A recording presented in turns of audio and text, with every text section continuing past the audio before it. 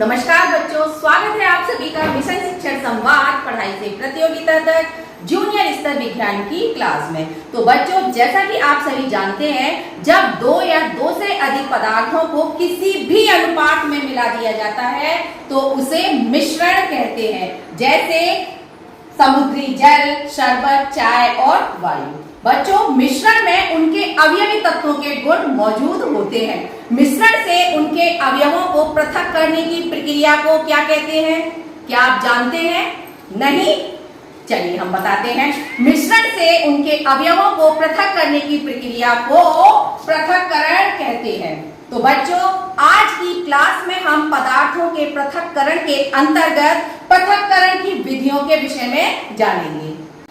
बच्चों, पदार्थों के पृथक्करण की विधियों को 4 प्रकार से वर्गीकृत किया गया है। पहला प्रकार है ठोस पदार्थों को ठोस से पृथक करना। दूसरा, अघुलनशील ठोस पदार्थों को द्रव से पृथक करना। तीसरा है घुलनशील ठोस पदार्थों को द्रव से पृथक करना। और आखिरी विधि है 2 अमिश्रणीय द्रवों को पृथक करना। तो सबसे पहले हम बात करते हैं ठोस पदार्थों को ठोस से पृथक करना विधि के विषय में। तो बच्चों, इस विधि के अंतर्गत हम 6 विधियों के विषय में जानेंगे। तो सबसे पहले हम बात करते हैं फटकना पृथक्करण विधि के विषय में। तो फटकना विधि, जिसे कि हम विनोइंग मेथड कहते हैं, इस विधि का उपयोग मिश्रण में से हल्के एवं भारी ठोस कणों को अलग करने के लिए किया जाता है। जब मिश्रण को वायु की धारा के सामने रखा जाता है तो आप देखेंगे कि हल्के कण दूर जाकर गिरते हैं और भारी कण नजदीक आकर गिर जाते हैं। तो बच्चों, इस विधि को हम विनोइंग मेथड कहते हैं। आइए अब चलते हैं दूसरी विधि की तरफ। दूसरी विधि है बीनना पृथक्करण विधि, जिसे कि हम हैंड पिकिंग मेथड भी कहते हैं। इस विधि का उपयोग मिश्रण में से विभिन्न प्रकार के कणों को पृथक करने के लिए किया जाता है। आपने देखा होगा दाल अथवा चावल में कुछ अनुपयोगी पदार्थ जैसे मिट्टी अथवा कंकड़ मिले होते हैं, जो कि दाल अथवा चावल के आकृति, आकार अथवा रंग से बिल्कुल भिन्न होते हैं, जिन्हें कि हम हाथों से बीनकर पृथक करने का कार्य करते हैं। तो बच्चों, इस विधि को हम बीनना मींस हैंड पिकिंग मेथड कहते हैं। आइए अब चलते हैं पृथक्करण की अगली विधि, जिसे कि हम थ्रेसिंग कहते हैं। बच्चों, थ्रेसिंग एक कृषि तकनीक है जिसका उपयोग अनाज और बीजों को उनके खोलों से अलग करने के लिए किया जाता है। इसमें अनाज की बालियों पर, पटलों पर पीटने, घसीटने और चीरने के माध्यम से बीजों को अलग किया जाता है। बच्चों, थ्रेसिंग की प्रक्रिया खेतों से एकत्रित किए गए फसलों को साफ करने, साथ ही बाजार में बेचने के लिए तैयार करने में मदद करती है। उदाहरण के लिए गेहूं, धान, जौ, मक्का आदि की फसलों के लिए थ्रेसिंग विधि का ही उपयोग किया जाता है। तो अब हम जानते हैं चालना विधि के विषय में। तो बच्चों, आपने देखा होगा रोटी तैयार करने के लिए जब आटे को तैयार किया जाता है तो हम छलनी का प्रयोग करते हैं। तो बच्चों, जब आटा छाना जाता है तो आपने देखा होगा कि चलनी में बड़े आकार के कण गुजर नहीं पाते हैं, वो चलनी में ही रह जाते हैं, जबकि महीन कण चलनी से होकर गुजर जाते हैं। तो बच्चों, जो चालना मिश्रण को अलग करने की एक ऐसी तकनीक है जिसमें चलनी और छलनी का इस्तेमाल करके बड़े आकार के कणों को छोटे आकार के कणों से पृथक किया जाता है।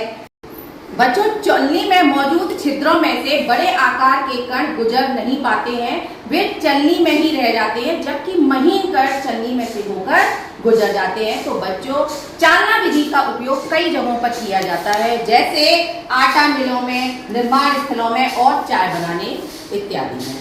अब आइए जानते हैं अगली विधि। बच्चों, अब जानते हैं ऊर्ध्वपातन प्रक्रिया के विषय में। तो बच्चों, आपने देखा होगा ऊनी कपड़ों की सुरक्षा के लिए हम उसमें सफेद रंग की गोलियां, जिन्हें कि हम नेफ्थलीन कहते हैं, रख दी जाती हैं। कुछ समय पश्चात ये गोलियां छोटी होकर अचानक से गायब हो जाती हैं। ऐसा क्यों होता है? क्या आप जानते हैं? ऐसा इसलिए होता है बच्चों, क्योंकि इसमें ऊर्ध्वपातन की प्रक्रिया होती है। अब ये ऊर्ध्वपातन की प्रक्रिया क्या होती है, आइए इस विषय में भी जानते हैं। ऊर्ध्वपातन की प्रक्रिया वह प्रक्रिया है जिसमें किसी ठोस को गर्म करने पर वह बिना द्रव में परिवर्तित हुए सीधे वाष्प की अवस्था में बदल जाता है। बच्चों आइए ऊर्ध्वपातन की प्रक्रिया को इस प्रयोग के माध्यम से जानते हैं। यहाँ बच्चों एक पोर्सिलेन बाउल में हमने नमक और कपूर के मिश्रण को लिया है और इस पोर्सिलेन बाउल के ऊपर फिल्टर पेपर लगी हुई कीप को पलटकर रख देते हैं और इस कीप के सिरे पर भीगी हुई रुई को लगा दिया जाता है। जब इस मिश्रण को स्पिरिट लैंप की सहायता से गर्म किया जाता है तो क्या देखते हैं कि कपूर बिना द्रव में परिवर्तित हुए सीधे वाष्प की अवस्था में परिवर्तित हो जाता है, जो कि भीगी हुई रुई पर एकत्रित हो जाता है और यह वाष्प ठंडी होकर बिना द्रव रूप में परिवर्तित हुए सीधे ठोस की मूल अवस्था में परिवर्तित हो जाती है। तो बच्चों यह प्रक्रिया ऊर्ध्वपातन की प्रक्रिया कहलाती है। अगर हम ऊर्ध्वपातन प्रक्रिया के उदाहरणों की बात करें तो नैप्थलीन की गोलियां, अमोनियम क्लोराइड, कपूर और आयोडीन इसके उदाहरण हैं।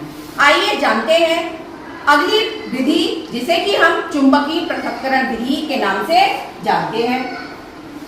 बच्चों चुंबकीय पृथक्करण विधि वह प्रक्रिया है जिसमें चुंबकीय पदार्थों को चुंबकीय क्षेत्र के माध्यम से गैर चुंबकीय पदार्थों से पृथक करने का कार्य किया जाता है। अब यह विधि किस प्रकार से कार्य करती है? बच्चों मैग्नेटिक सेपरेशन किस प्रकार से होता है, आइए इस विषय में जानते हैं। आप यहां देखेंगे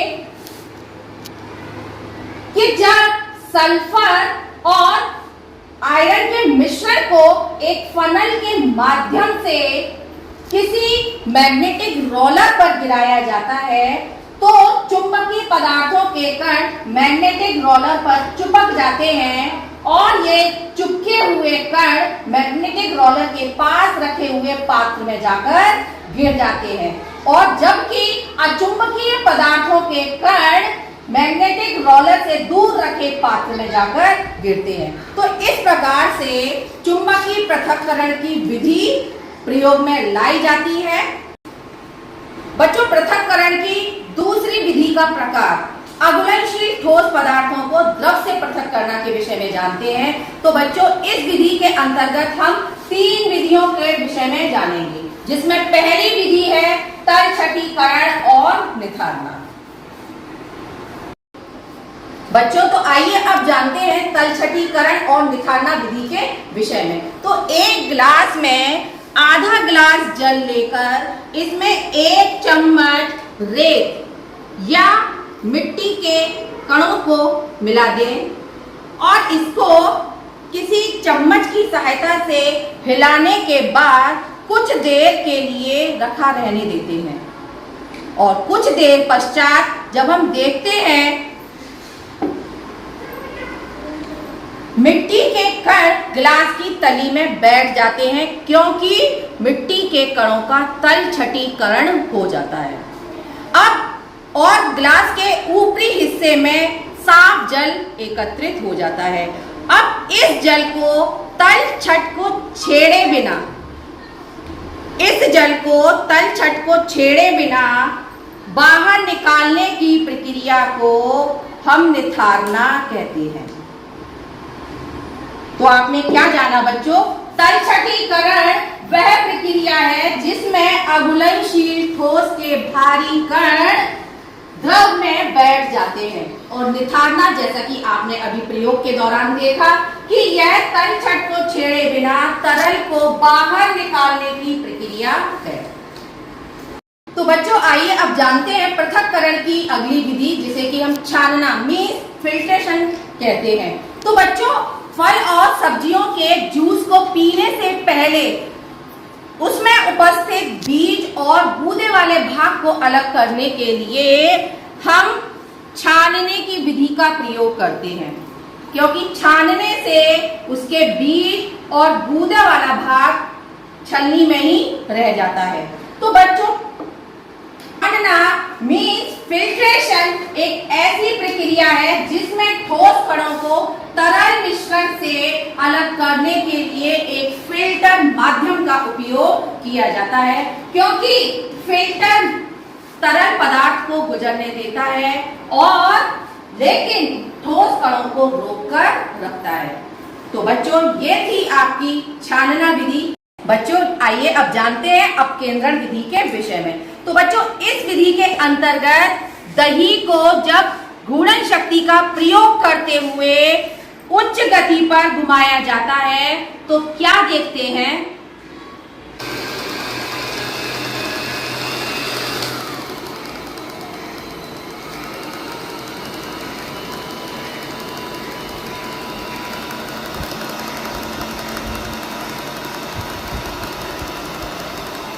तो बच्चों क्या देखते हैं कि हल्के कण ऊपर आ जाते हैं और भारी कण नीचे बैठ जाते हैं। तो दही से अपकेंद्रण विधि द्वारा मक्खन को बाहर निकालने की विधि अपनाई जाती है। तो बच्चों हम क्या जाना? अपकेंद्रण पृथक्करण की वह विधि है जिसमें घूर्णन शक्ति का उपयोग करके मिश्रण में विभिन्न घटकों को उनके घनत्व के आधार पर पृथक किया जाता है। इस प्रक्रिया में अभी आपने देखा कि मिश्रण को घूर्णन शक्ति का प्रयोग करते हुए उच्च गति पर घुमाया गया था, जिससे हल्के कण ऊपर की तरफ आ गए थे और भारी कण नीचे की तरफ बैठ गए थे। तो बच्चों इस विधि को अपकेंद्रण की विधि कहा जाता है।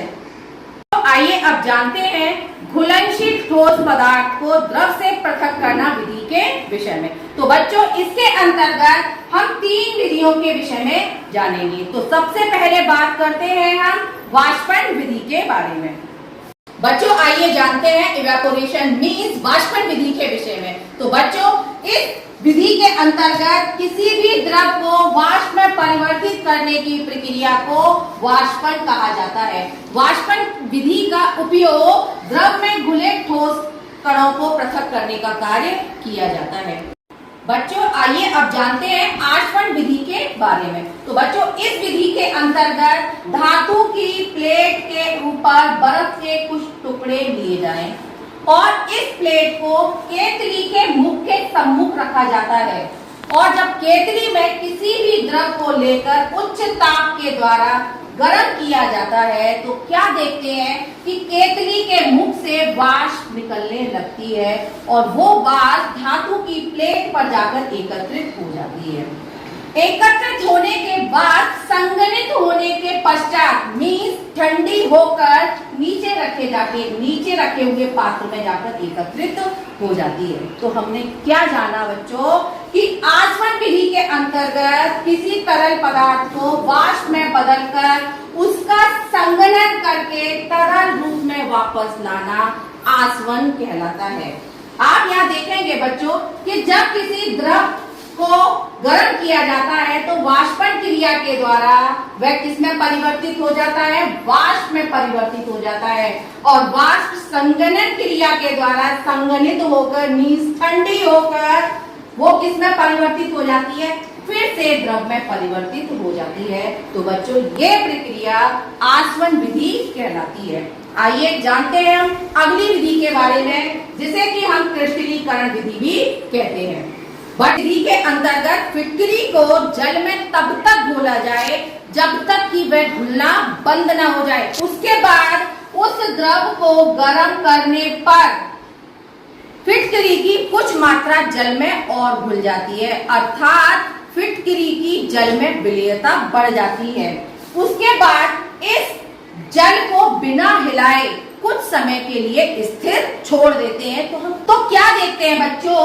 फिटकरी के क्रिस्टल प्राप्त होते हैं। तो इस प्रकार से किसी द्रव से क्रिस्टल प्राप्त करने की प्रक्रिया को हम क्या कहते हैं? क्रिस्टलाइजेशन मीन्स क्रिस्टलीकरण। बच्चों आइए जानते हैं अगली विधि 2 अमिश्रणीय द्रवों को पृथक करना के बारे में। तो बच्चों इस विधि के लिए हम पृथककारी कीप के द्वारा 2 अमिश्रणीय द्रवों को पृथक करने का कार्य करते हैं। 2 अमिश्रणीय द्रव जैसे सरसों का तेल या मिट्टी का तेल और जल। जब इन दोनों द्रवों के मिश्रण को पृथककारी कीप में लिया जाता है तो उसके बाद क्या होता है?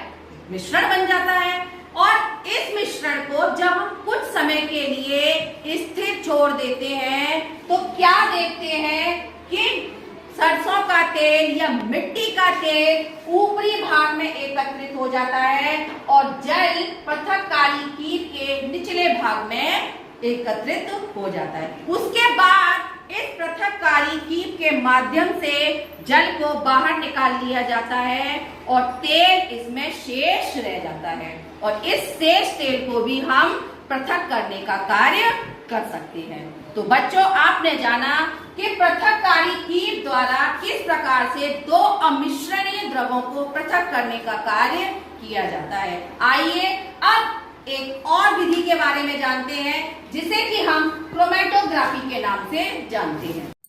क्रोमेटोग्राफी वह विधि है जिससे हम विभिन्न रंगों को अलग कर सकते हैं। इसे चौक के उदाहरण के साथ समझते हैं। एक सफेद खड़ी चौक लें। चौक के नीचे वाले हिस्से से थोड़ा ऊपर ड्रॉपर से बूंद बूंद स्याही डालकर चारों ओर एक लाइन बनाएं। एक प्लेट में थोड़ा पानी लेकर उसमें चौक का चौड़ा वाला हिस्सा रखें। ध्यान रखें कि जल स्तर स्याही लगी निशान से नीचे ही रहे। कुछ देर पश्चात क्या देखते हैं कि जैसे जैसे पानी चौक की स्ट्रिप ऊपर की ओर बढ़ता है, रंग अलग अलग ऊंचाइयों पर फैलते नजर आते हैं। इससे हमें पता चलता है कि चौक में कौन कौन से रंग हैं और वे कैसे अलग होते हैं। इस प्रक्रिया को क्रोमेटोग्राफी विधि कहा जाता है। बच्चों, आज की वीडियो में हमने पदार्थों के पृथक्करण के अंतर्गत पृथक्करण की विधियों के विषय में जाना। तो अगली वीडियो में हम फिर मिलेंगे एक नए टॉपिक के साथ। तब तक के लिए आप सभी बच्चों का बहुत बहुत धन्यवाद।